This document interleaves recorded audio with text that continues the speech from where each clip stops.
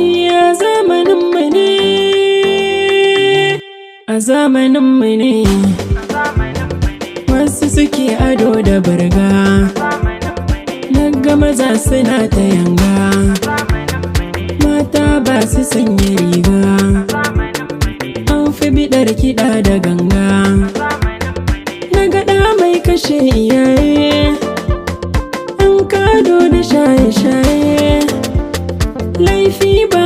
ya boye, juna ba mu bai wa yarda, an fi bidar harama a tanda, sharri kan mu mun fi loda, wata uwa take kashe ɗa, kalmar rabu ba mu tsoro, mun fi bidar mu tare taro, in shukar mu ta yi gyaro, sai sirrin mu mi wa shela, uwa ta kai waɗanta kwalla, mutuncin mu muke ta yi wa talla, da kai an kai in akwai silalla, aiki mun kayo da sarrai, ba a san mu shuka tsirrai,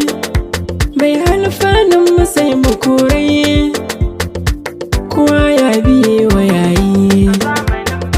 muke tsangwamar masoyi, gwaninta muke bidaryi,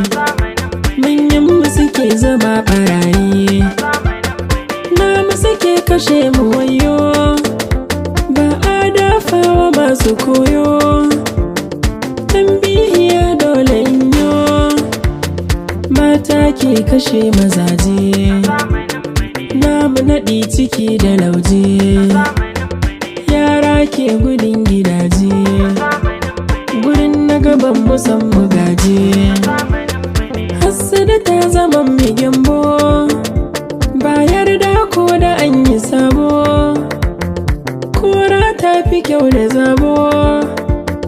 ba a yi da wanda bai shi, zuciya ke riko da kyashi, hali ya guje wa mai shi, a tsiran kaje ka fanshi, yara sun karai na babba, ba ma san mu hanyi so ba, aminci muke wa zamba, matutan shugabanni, mun saba da bani bani, ƙarya ke adam furanni, an ka guje wa masu rauni,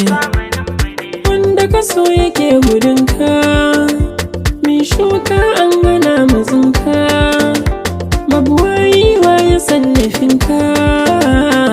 rabbi ka tsallakar makaka.